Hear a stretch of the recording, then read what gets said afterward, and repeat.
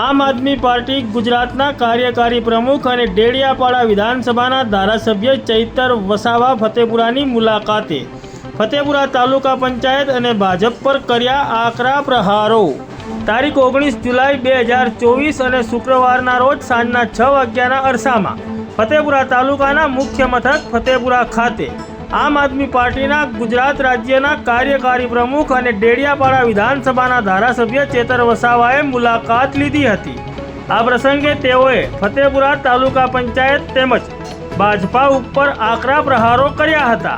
આમ આદમી પાર્ટીના ડેડિયાપાડા વિધાનસભાના ધારાસભ્ય ચૈતર વસાવા ફતેપુરા ખાતે આવી પહોંચતા ફતેપુરા તાલુકા કોંગ્રેસ સમિતિના તેમજ આમ આદમી પાર્ટીના હોદ્દેદારોએ તેઓનું ઉષ્માભેર સ્વાગત કર્યું હતું।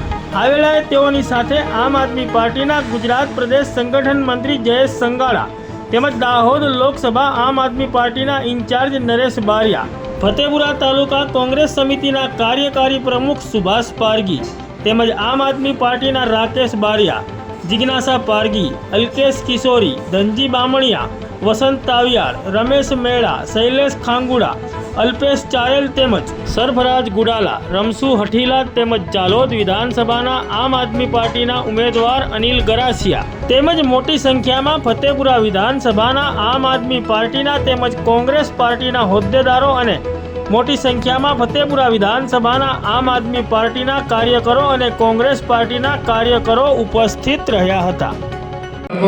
ચૈતરભાઈ વસાવા આપણે આંગણે પધાર્યા છે અને સાથે સાથે તેમની સાથે જયેશભાઈ, સુભાષભાઈ, રાકેશભાઈ, જિજ્ઞાસાબેન, તમામ મંચ પર બેઠેલા તમામ આગેવાનો તથા આપ જે અહીંયા આ સંગઠનની મીટિંગમાં પધાર્યા છે એમનો હું દિલથી હૃદયથી આભાર માનું છું।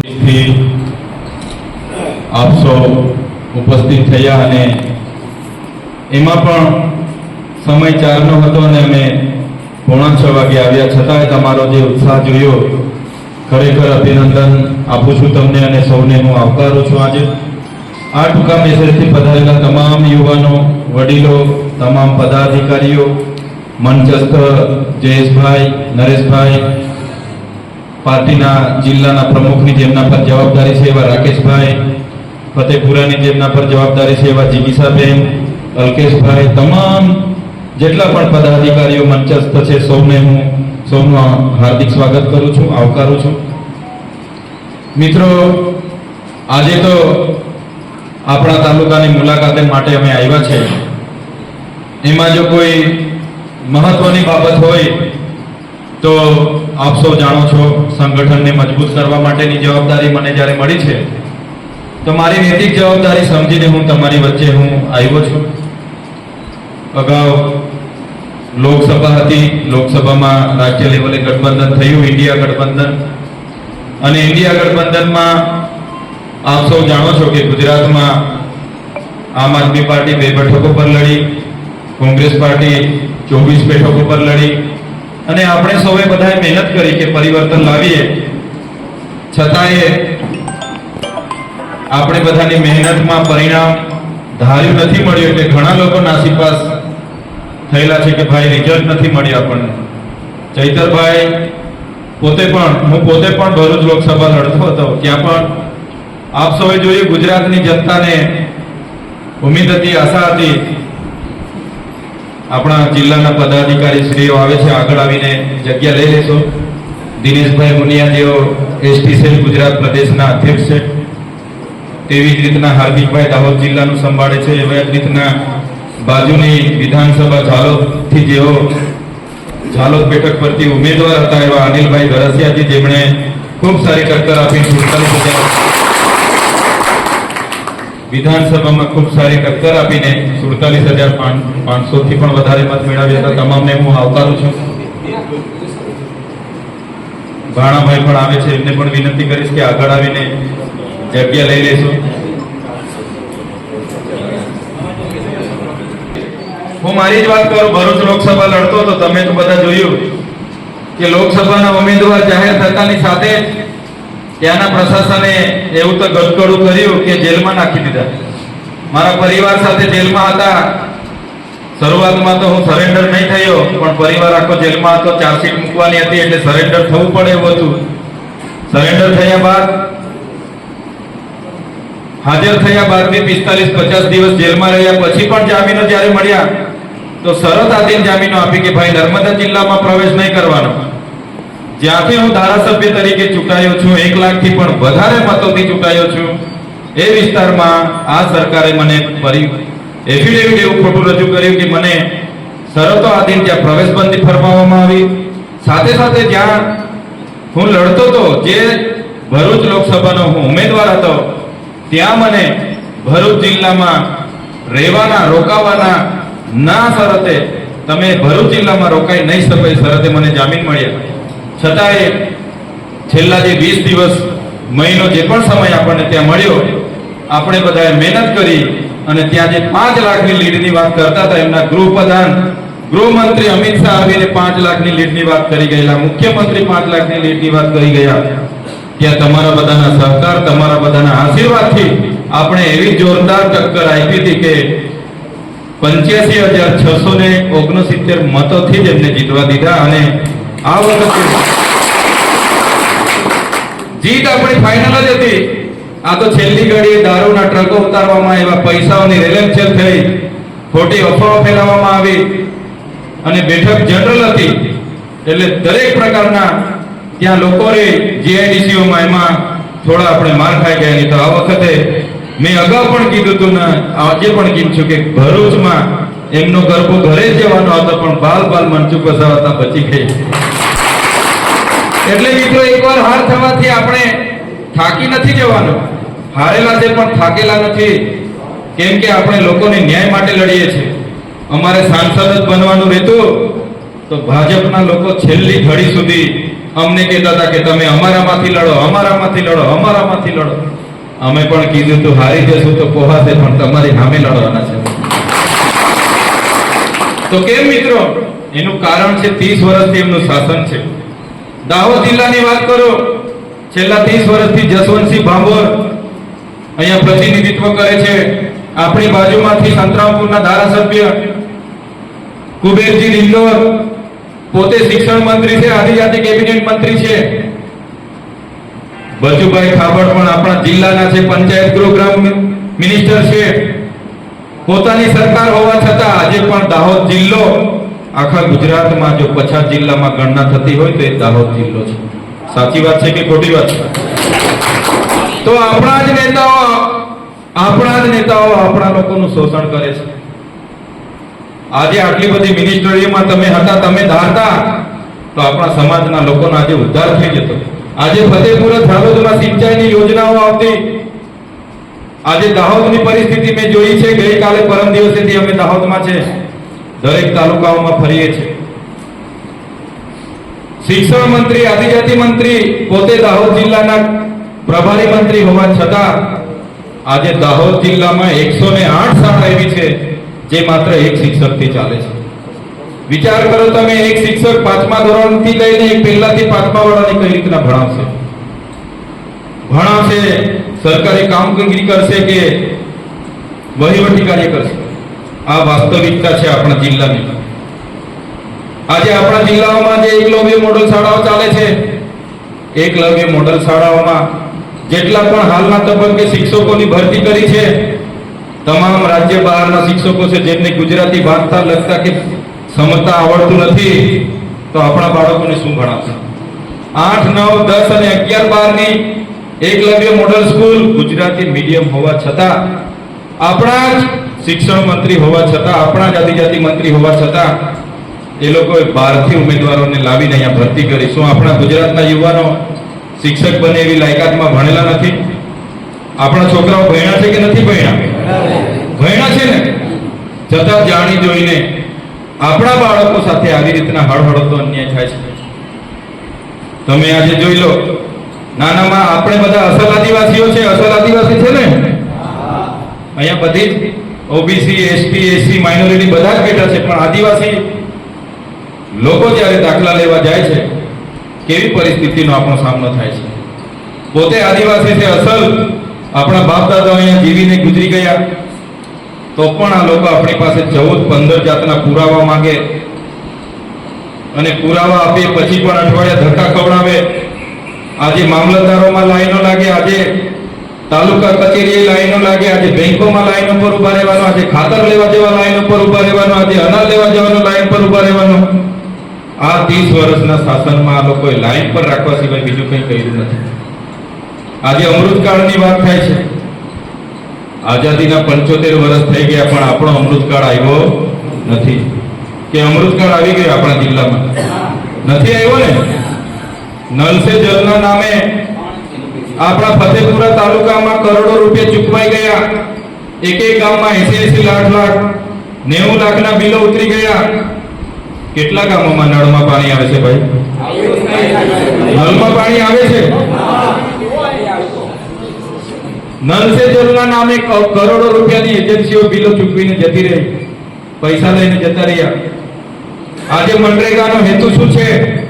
યુપીએ સરકારમાં મનરેગા યોજના બની, એનો સ્પષ્ટ કાયદો છે, એમાં જોગવાઈ છે બિન કુશળ શ્રમિકોને દર વર્ષે 100 દિવસની રોજગારી આપવાની, પોતાની ગામના ઘરના તમામ પરિવારના કુટુંબના દરેક સભ્યને રોજગારી આપવાની જોગવાઈ છે. ત્યારે અહીંયા તો જીસીબીઓ લગાવીને તળાવો ખોદે, માટી મેટલના બનાવે, મટીરીયલના કામો કરે. અને આપણા જિલ્લામાં તો મટીરીયલ પૂરું પાડવા માટે પણ આ ભાજપના નેતાઓ એજન્સી લાવ્યા છે. ગીર સોમનાથથી જલારામ એન્ટરપ્રાઇઝ કરીને એક એજન્સી લઈને આવ્યા છે મટીરીયલ પૂરું પાડવા માટે. અને એક પણ પંચાયતમાં એ એજન્સી એક પણ ગાડી રેતી, કપચી કે સિમેન્ટ નાખ્યા વગર 600 કરોડ રૂપિયાના પાછલા વર્ષમાં એમને બિલો ચૂકવવામાં આવ્યા. આટલું મોટું કૌભાંડ આજે ગુજરાતના જેટલા પણ જિલ્લાઓ છે, ગુજરાતના તમામ જિલ્લાઓ કરતા જો સૌથી વધારે ભ્રષ્ટાચાર થતો હોય, જો ભ્રષ્ટાચારનો એપી સેન્ટર કોઈ હોય, એ તો આપણો દાહોદ જિલ્લો છે. સાચી વાત છે કે ખોટી વાત છે? દરેક બજેટોમાં આવી રીતના કૌભાંડો થાય છે. પ્રાયોજનામાં 275 કલમ અંતર્ગત 800 કરોડ રૂપિયા આવ્યા. આજે પૈસાનો હિસાબ નથી. પ્રાયોજના વહીવટદારમાં આદર્શ ગામના 100 કરોડથી પણ વધારે પૈસા આવ્યા ગયા વર્ષે. એનું કોઈ આયોજન પંચાયત પરથી લેવામાં નથી આવ્યું. એનું કોઈ કામ અહીંયા થયું નથી. વન વિભાગમાં આજે કરોડો રૂપિયા આવે છે ઝાડવા ઉછેરવા માટે. કાગળ પર ખાડા ખોદાઈ જાય, કાગળ પર રોપા રોપાઈ જાય, કાગળ પર પાણી છાંટી દે, કાગળ પર માવજત થઈ જાય અને કરોડો રૂપિયા કાગળ પર લઈ લે. સાચી વાત છે કે ખોટી વાત છે? ત્યારે આવી બધી પરિસ્થિતિઓ સામે વિપક્ષની ભૂમિકા ભજવવા માટે હવે તમારે તૈયાર થવાનું છે. અહીંયા તો એવું થઈ ગયું છે કે અમારી સરકાર, અમે ધારીએ તે કરીએ. ભાજપ એટલે માય બાપ. ભાઈ, તમારા ઘમંડ તૂટવા વાર નથી લાગવાની, પણ એ ઘમંડ તોડવા માટે તમારે જાગવું પડશે. તૈયાર છો બધા? તૈયાર છો ને?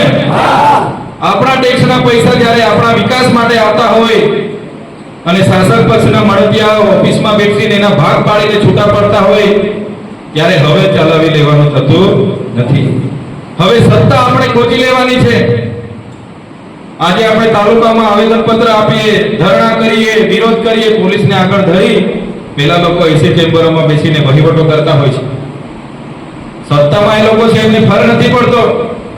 એટલે હવે તમને અમે કહેવા માટે આવ્યા છે, મારા વડીલો, યુવાન મિત્રો, તમામ લોકો, હવે તમે જેની જે પણ જવાબદારી તમારાથી ઉઠી શકે એવી જવાબદારીઓ લઈને લોકોની વચ્ચે ઉતરી જાઓ, લોકોના પ્રશ્નોને ન્યાય આપવાનું કામ કરો ને આવનારી તાલુકા જિલ્લા પંચાયતની ચૂંટણીઓમાં તમારામાંથી ઉમેદવાર કોણ રહેશે તમારે નક્કી કરી લેવાનું છે. મિત્રો, ગામ પંચાયત હોય, તાલુકા પંચાયત હોય, જિલ્લા પંચાયત હોય કે આવનારી વિધાનસભા હોય કે આવનારી લોકસભા હોય, આપણે બધાએ લડવું જોઈએ. લડવું જોઈએ કે નહીં લડવું જોઈએ? આમાંથી કેટલા લોકો આવનાર ભવિષ્યમાં ચૂંટણી લડવા ઈચ્છા ધરાવે છે? ઊંચા હાથ કરો છે. સંખ્યા વધારે છે, તાળીઓથી વધારે લોકો. લડવું જોઈએ ચૂંટણીઓ. તમે નહીં લડશો તો બીજા એવા લોકો આપણા પર રાજ કરશે. રાજ કરશે ને. બેરોજગારી એટલી બધી છે, લોકો બાળકોને મહેનત મજૂરી કરાવીને ભણાવે છે, ગણાવે છે, ટેટ પાસ કરાવે છે, છતાંય નોકરીઓ નથી મળતી. ત્યારે રાજનીતિ પણ એવું માધ્યમ છે જેમાંથી તમે સેવા કરવાની ઈચ્છા રાખો, સારી સેવા થઈ શકે છે. એટલા માટે આવનાર દિવસોમાં તમે બધાને હાકલ કરવા માટે આવ્યો છું. હવે અમારા પર જવાબદારી છે તમારી. દર મહિને અમે આવવાના છે, એટલે તાલુકા પ્રમુખશ્રી, જિલ્લા પ્રમુખશ્રી અને તમામ પદાધિકારીઓને પણ હું વિનંતી કરું છું, સંગઠન મજબૂત બનાવો. જ્યાં પણ આપણા લોકો સાથે પ્રશાસન અન્યાય કરે છે, શાસક પક્ષ અન્યાય કરે છે, ત્યાં બધા એક થઈને લડો. માણસ સાચો હોય એના માટે આપણે બધાએ લડવાનું છે. આજે આપણા વિસ્તારની 73 ની જમીનો બજારમાંથી બીજા લોકો બિલ્ડરોએ લઈ લીધી, કોમર્શિયલ બિલ્ડિંગો બનાવી દીધા, સોસાયટીઓ બનાવી દીધી. આપણા ખેડૂતો અપીલ કરે છે, અરજી કરે છે, તો કોઈ દરકાર નથી કરતું. એટલા માટે આ બધી બાબતો છે, એમાં ન્યાય આપવા માટે તમારે હવે જાગવું પડશે. અવારનવાર અમે તમારી વચ્ચે આવવાના છે. જ્યાં પણ જરૂર પડશે અમને બોલાવજો, અમે ચોક્કસ તમારી વચ્ચે આવીને ઉભા રહેવાના છે. ઘણીવાર આપણામાંથી ફોનો ઘણા આવે, ઘણા કે અલ્કેશભાઈ અમને ફોન નથી કરતા, સાહેબ તમે ફોન ઉઠાવો છો, જીગીસાબેન વાત નથી કરતા. ઘણીવાર જયેશભાઈ અમારા ફરિયાદ કરે, બધા પદાધિકારીઓની ફરિયાદો ડાયરેક્ટ મને કરે. કઈ વાંધો નથી, જે પણ લોકો જેટલો પણ સમય આપે છે પાર્ટી માટે એ બહુ સારી વાત છે. પણ જો તમને અમે હોદ્દા ને બધા આપીએ, આ તો તમને દાખલા આપું છું, આમણે કોઈ દિવસે આમની ફરિયાદ નથી, બધા બહુ સારું કામ કરે છે. પણ બધાએ જ કામ કરવું પડશે, જેથી કરીને જે આપણા તાલુકાના લોકોને નુકસાન થાય છે તે નુકસાન આપણે અટકાવી શકીએ, ન્યાય અપાવી શકીએ. એટલા માટે તમારી વચ્ચે અમે આવ્યા છે. જેની જે કાર્યક્ષમતા હોય, એકબીજાની ફરિયાદો કરવા કરતા લોકોની ફરિયાદોનું નિરાકરણ કરવા માટે આપણે આમાં જોડાયેલા છે. એટલે આપણી પાર્ટી તો એવી છે, રાષ્ટ્રીય પાર્ટી છે.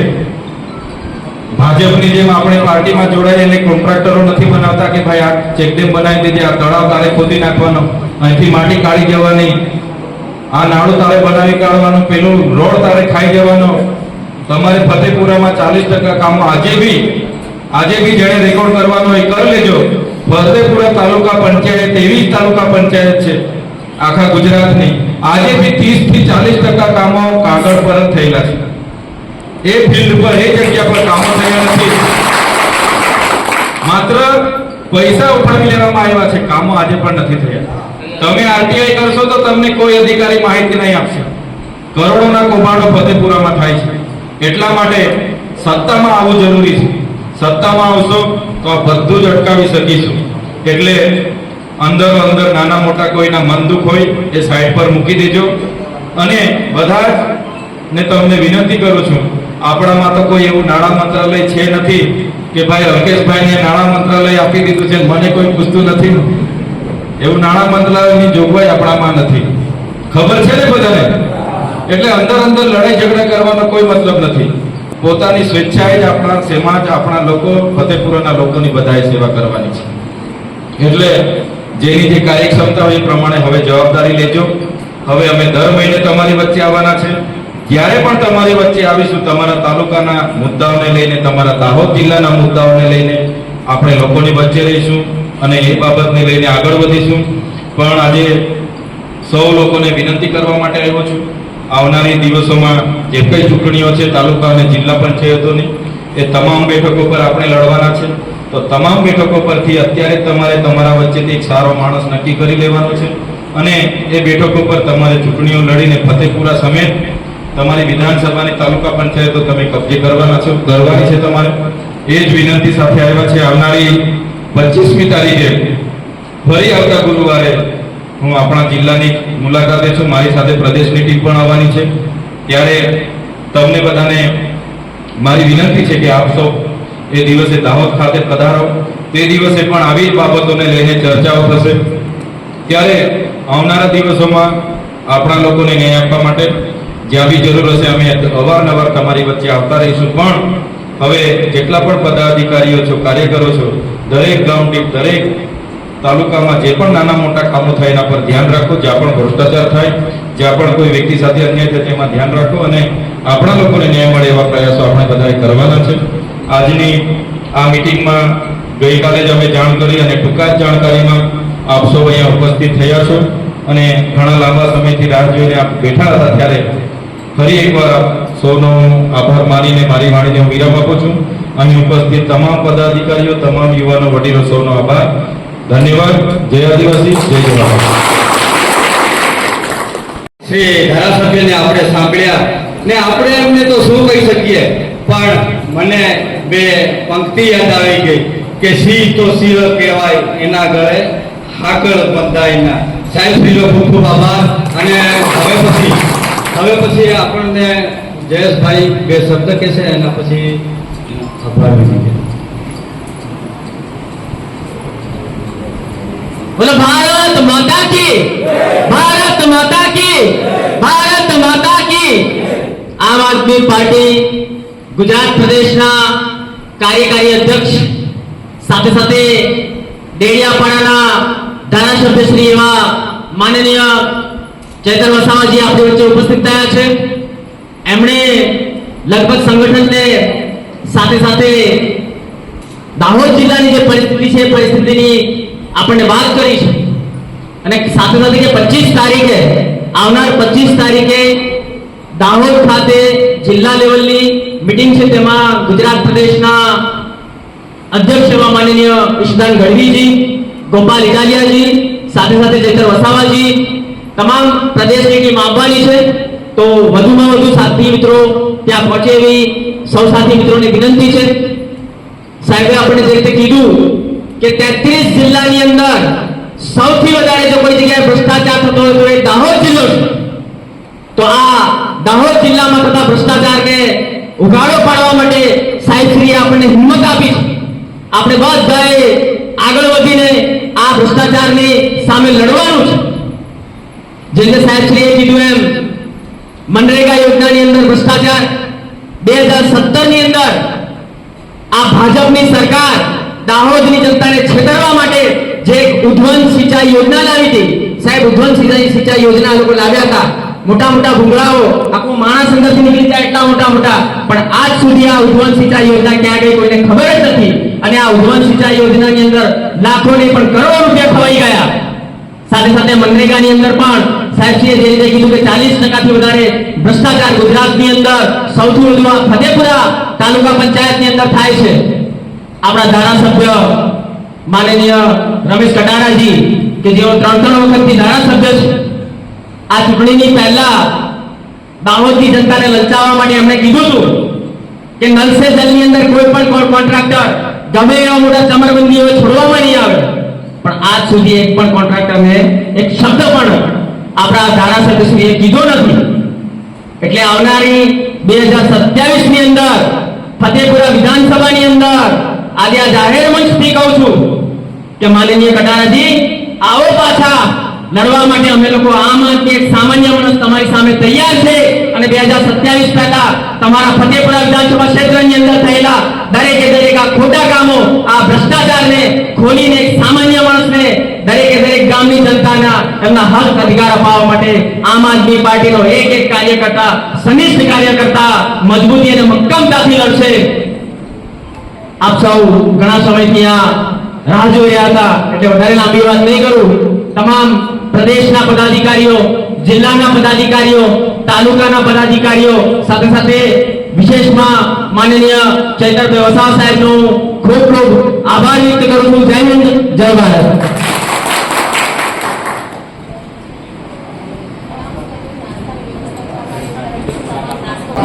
આજે અમે દાહોદ જિલ્લાના ફતેપુરા તાલુકાની મુલાકાતે છે. આજની મિટિંગમાં અમારા તમામ પદાધિકારીઓ સાથે અમે ચર્ચા કરી છે. આવનારા દિવસોમાં જે પણ તાલુકા જિલ્લા પંચાયત હોય કે આ વિસ્તારની નગરપાલિકા પંચાયતોની ચૂંટણી હોય, એમાં આવનાર દિવસે આમ આદમી પાર્ટી પૂરી મજબૂતાઈથી દરેક બેઠકો પર લડનારી છે. સાથે સાથે આ વિસ્તારની મુલાકાત દરમિયાન ઘણી ગંભીર બાબતો અમારા ધ્યાન પર આવી છે. આ વિસ્તારમાંથી વર્ષોથી સરકારમાં રહીને અહીં વિસ્તારના જસવંતસિંહ ભાંભોરજી હોય, કુબેર ડિંડોરજી હોય કે બચુભાઈ ખાબડ હોય, અનેકવાર એ લોકો રાજ્ય અને કેન્દ્રના મિનિસ્ટરમાં એમણે પોતે રહેલા હોવા છતાં આજે પણ દાહોદ જિલ્લો આખા ગુજરાતમાં અતિ પછાત છે, આખા દેશમાં અતિ પછાત છે. અને અતિ પછાત જિલ્લામાં અનેક પ્રકારની કરોડો અબજોની ગ્રાન્ટો આવે છે, છતાં એ ગ્રાન્ટો પર આજે ગ્રાઉન્ડ પર કોઈ જગ્યાએ કામો નજરે પડતા નથી. આપ સૌ અહીંયા જોયું હશે, દાહોદમાં આજે પણ પ્રભારી મંત્રી તરીકે આપણા ગુજરાતના શિક્ષણ મંત્રી કુબેર ડિંડોરજી પોતે આદિજાતિના મંત્રી પણ છે, છતાંય દાહોદમાં 108 શાળા એવી છે જ્યાં એક જ શિક્ષક છે. એવી જ રીતના અહીંની એકલવ્ય મોડલ શાળાઓમાં જે રાજ્ય બહારના શિક્ષકોની ભરતી થઈ છે, જેના કારણે ગુજરાતી મીડિયમની 9, 10, 11, 12 ધોરણના વિદ્યાર્થીઓને ભણવામાં ખૂબ જ તકલીફો પડે છે. અહીંયા જેટલી પણ આશ્રમ શાળાઓ છે એ આશ્રમ શાળાઓમાં આજે પણ તમે જોશો તો જે વખતનું જે જમવાનું મેનુ હતું, સાંજે કઠોળ ને રોટલા, સવારે દાળ ભાત, એ જ મેનુથી એ જ સુવિધામાં આજે અમારા બાળકો ભણે છે. એટલા માટે શિક્ષણની વાતો આપણે કરીએ છીએ વિશ્વગુરુ બનવાની, પણ આજે દાહોદ જિલ્લાની પરિસ્થિતિ ખૂબ જ ગંભીર છે. સાથે સાથે આ જિલ્લામાં નલ સે જલના નામો કરોડો રૂપિયાના બિલો બની ગયા, પેમેન્ટો ચૂકવાઈ ગયા, પણ નલ સે જલમાં આજે એક પણ ગામમાં પાણી આવતું નથી. પાણી પુરવઠાની યોજનાઓ, ઉદ્વહન સિંચાઈની યોજનાઓ કરોડોની બની ગઈ, આજે ખેડૂતને પાણી મળ્યું નથી. આજે મનરેગામાં મટીરિયલ સપ્લાય કરવાના નામે આ ભાજપના નેતાઓ ગીર સોમનાથથી જલારામ એન્ટરપ્રાઇઝ કરીને એજન્સી લાવ્યા. એક પણ પંચાયતમાં એજન્સીએ મટીરિયલ નાખ્યા વગર 600 કરોડનું દાહોદ જિલ્લાના ચૂકવણા ગયા વખતે થઈ ગયા. આદિ આદર્શ ગ્રામમાં અહીંયા 100 કરોડનું ગ્રાન્ટ આવી ચાલુ વર્ષે. એ 100 કરોડમાં એક પણ પંચાયત પર આયોજન લેવામાં નથી આવ્યું. બારોબાર એજન્સી અધિકારીઓ અને નેતાઓ દ્વારા આયોજન કરીને એનો હવાલો કરી દેવામાં આવ્યો છે. એવી રીતના વન વિભાગમાં જે બજેટ આવ્યું એમાં અહીંના અધિકારીઓ પર દબાણ ઊભું કરવામાં આવ્યું. તો દાહોદ સામાજિક વનીકરણના નાયબ વન સંરક્ષણે હમણાં 3-4 દિવસ પહેલાં જ પોતાની સર્વિસ રિવોલ્વરથી આત્મહત્યા કરી લીધી. ગઈકાલે પણ એ જ ઓફિસના એક કર્મચારી આત્મહત્યા કરી લીધી અને એમણે એવું કીધું છે કે આ તમામ સ્થાનિક નેતાઓના દબાણને કારણે અમે દુષ્પ્રેરણાથી પ્રેરણાને લોકોએ આત્મહત્યા કરી. તો તમે વિચારી શકો કે દાહોદમાં કેટલો મોટો ભ્રષ્ટાચાર થાય છે. એમાં ફતેપુરા તાલુકામાં નાણાં પંચું હોય, ગુજરાત પેટર્ન હોય, વિકાસશીલ તાલુકાની જોગવાઈ હોય, 15% તાલુકાની જોગવાઈ હોય કે એક્ટિવિટી હોય, તમામમાં આજે પણ 40% કામો ગ્રાઉન્ડ પર સ્થળ પર થયા નથી અને બારોબાર બિલો ટકાવારીઓ લઈને મંજૂર કરી દેવામાં આવ્યા છે. ત્યારે અમારા તમામ પદાધિકારીઓને અમે હાકલ કરી છે, આવનાર દિવસોમાં તમામ માહિતીઓ બહાર લાવીશું અમે અને એ માહિતીઓને લોકો સમક્ષ ઉજાગર કરીશું અને જે પણ લોકો, જે પણ અધિકારી, નેતાઓ અને જે પણ એજન્સી જવાબદાર હોય એના પર કાયદેસરની કાર્યવાહી કરવામાં આવશે, અમે કરાવીશું. દાહોદમાં નકલી કચેરીઓ પકડાઈ, નકલી અધિકારીઓ પકડાયા. માત્ર ને માત્ર આજે અધિકારીઓ પર જ કેસ કરવામાં આવ્યો, પણ અધિકારીઓના નિવેદનો એવા લખાવ્યા છે એમણે, આ નેતાના કહેવાથી અમે આ કર્યું છે, છતાંય આજે એક પણ નેતાને જેલમાં નથી મૂકવામાં આવ્યા. એ ઉજાગર કરવાનું પણ કામ આવનારા દિવસોમાં આમ આદમી પાર્ટી કરશે. મતલબમાં દાહોદની જનતા હોય કે ફતેપુરાની જનતા હોય, જનતાને એમના પ્રશ્નોને ન્યાય આપવાનું કામ આવનાર દિવસોમાં આમ આદમી પાર્ટી સમેત અમે પણ દાહોદ જિલ્લામાં આવીને કરવાના છે. એ જ બાબતની આજની મિટિંગમાં અમારી ચર્ચાઓ થઈ છે. ધન્યવાદ. દાહોદ લોકસભામાં ઇન્ડિયા ગઠબંધન વધુ મજબૂત બને એ માટે આપનું અગાઉની રણનીતિ શું રહેશે? દાહોદ 2024ની લોકસભામાં દાહોદ લોકસભા બેઠક ઇન્ડિયા ગઠબંધનમાં કોંગ્રેસ પાર્ટી તરફથી લડવામાં આવી અને બધા જ લોકોએ ખૂબ સારી મહેનત કરી છે. આવનાર દિવસોમાં સ્થાનિક સ્વરાજની ચૂંટણીઓમાં ગઠબંધન થશે તો અમે ઇન્ડિયા ગઠબંધન અંતર્ગત લડીશું. અગર ગઠબંધન નથી થતું તો આમ આદમી પાર્ટી દાહોદ જિલ્લાની તમામ જિલ્લા પંચાયતો, દાહોદ જિલ્લાની તમામ તાલુકા પંચાયતોની બેઠક પર સ્વતંત્ર ઉમેદવાર લડશે અને જીતશે.